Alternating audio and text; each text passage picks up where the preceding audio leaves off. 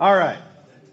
So we've been on the topic for this whole month of temptation. If you haven't been here. Okay. So now, what? Oh, that was Bob. Now we are, so the idea of this was to, everybody picked a little something different, right? If you got barbecue sauce, raise your hand. If you got no sauce, raise your hand. There's a lot of no saucers out there. If you got honey mustard, was honey mustard an option? Yes, sir. I like honey mustard. I like honey mustard and barbecue. Dip it in honey mustard, dip it in barbecue. Oh. Yeah, man, I do it all the time. I break the rules. I break the rules. Okay, the idea is to see that everybody faces different things, right? Bob, or Eli, we used to call him Bob. That's little Bob and Big Bob. But so Elijah, he did good on his temptation because he didn't get any chicken nuggets because he already ate dinner. That's pretty good, right? You could have been like, I want 4 of them. Which didn't. All right, so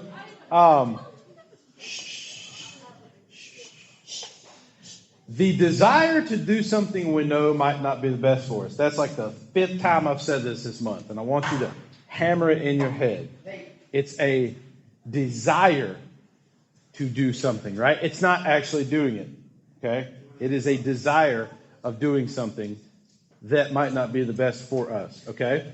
Now, you come across temptation all the time, whether if you know it or not. You've been tempted to steal. You've been tempted to cheat on your homework. I used to cheat on homework all the time. It's not healthy. Me neither. Yeah.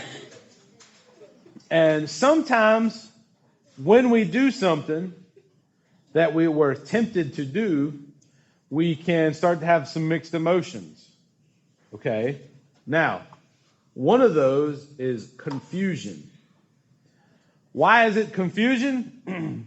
Because you don't know who you are in God's eyes, right? You don't know how God sees you because you chose sin. Okay? Does that make sense? When you're confused about something, you're like, if somebody said something like, hey, you got holes in your pants. And a lot of people have holes in their pants now. That's not a big deal. But she might have took it as like, you're poor. Yeah, you're poor. And it's like, no, these were actually like $75. But I didn't mean it that way. I was like, hey, you got holes in your pants. That's neat. He made holes. I don't know. And sometimes we can get confused about how people say things. And it messes with our head, okay? So you feel confused because you didn't understand what the other person was saying. And when you sin, you start to get a blurred idea of what God's plan and the way God views you in your life. Does that make sense? Amen. So we get very confused. Then we start to feel stuck, right? Because then we feel the weight of that sin on us. And then we say like, well, I'm just stuck here because I'm stupid. Then you start talking about yourself and you're like, well, I'm just dumb anyway. I should have dropped out of school or something, whatever. I'm just so dumb. Then you don't even feel guilty about what you did. That is the vicious cycle of temptation that led to sin. That's the cycle. You feel confused, then you feel stuck, then you don't feel guilty, and you just keep doing it. Well, I'm just confused because I'm dumb. And you do the sin, right? Whether if it's stealing or running. Does anybody run? I don't run. If you see me running, you better run out the door because something about to happen. You know what I mean? Okay. All right. And then the last one is you feel upset. Not the last one. I think it's the last one, but it's not the last one on the list. So you start to feel upset, okay? And then you try to hide. When you try to hide, you're hiding the confused, the stuck, the guilty, and the upset. Right? That's what you're hiding. Then you start doing your stupid stuff in life. Running away and trying. Has anybody ran away yet in their life? I ran away one time. I packed like 3 oatmeal cream pie cookies and like a diet Mountain Dew. I was like, I'm out of here. And then I just went down the road and ate the cookies and came back. That was all. It was awesome. You'll never catch me. All right. So we get to the hiding spot, right? And we start hiding it. Start lying. Everybody start lying. Ooh, y'all start lying. I know y'all been lying. Did you stay up till midnight playing video games? No, I stayed up till 11. Yes. Yes, I did. Oh, thank you for telling the truth. I'm not going to punish you now. You might hear that. You never know. You never know. Dealing with temptation in these ways usually, not always, but usually makes things worse, okay? Way worse. Because then you start lying a lot. Lying is really bad in it when you start lying to hide sin. Because then in your mind, you're making that sin okay in your life. Now, what we are going to talk about right before we go into small groups is a guy named David. Does anybody know David? Yeah. I work for a guy named David. Yeah, sure do. And he's pretty important. He was like a king and all. But so he was a man named David. Acts 13:22 says that David was a man after my own heart. That's what God said about David. That King David was a man after God's own heart. Right? He was.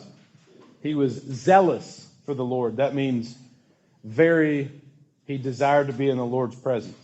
He was zealous for the Lord. It's a fancy Old Testament term. You don't have to memorize it. It just means he was eager.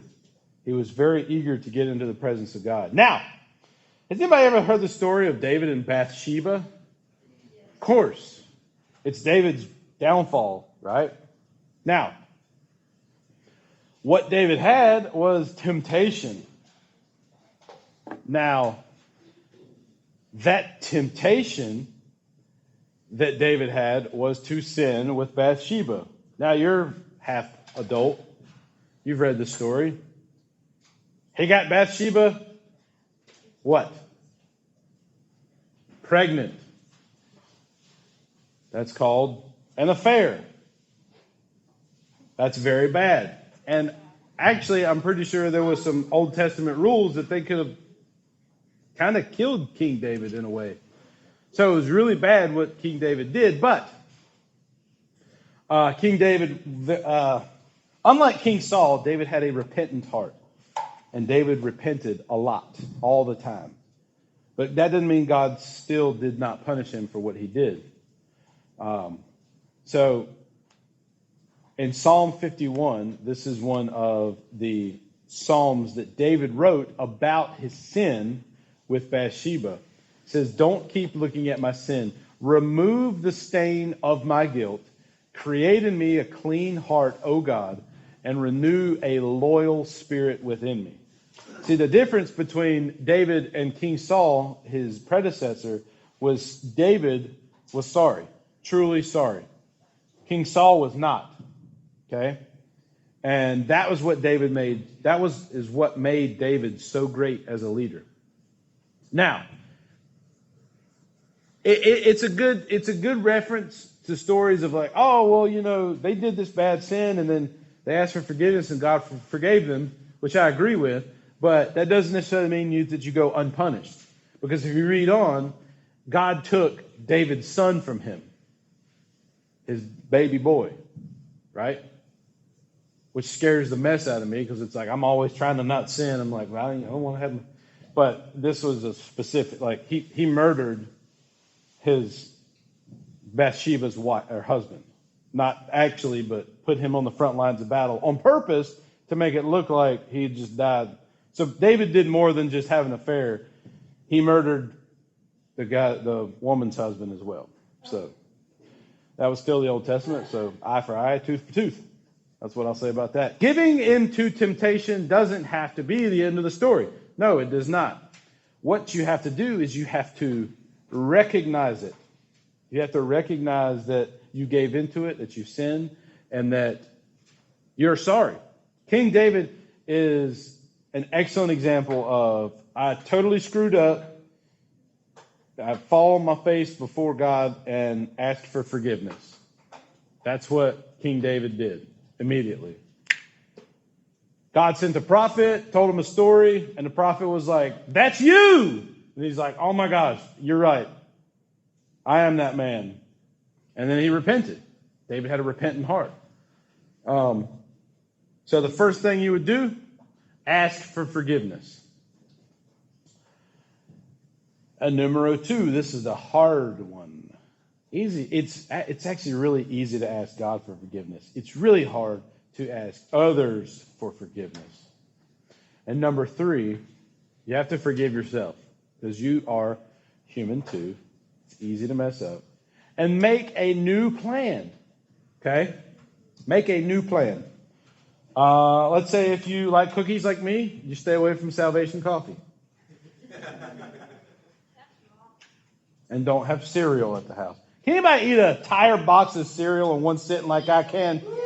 Easy. Easy. Easy. One sitting. Lucky Charms, man. Rah, rah, rah, rah. Love them. Magically delicious. Okay. Sorry.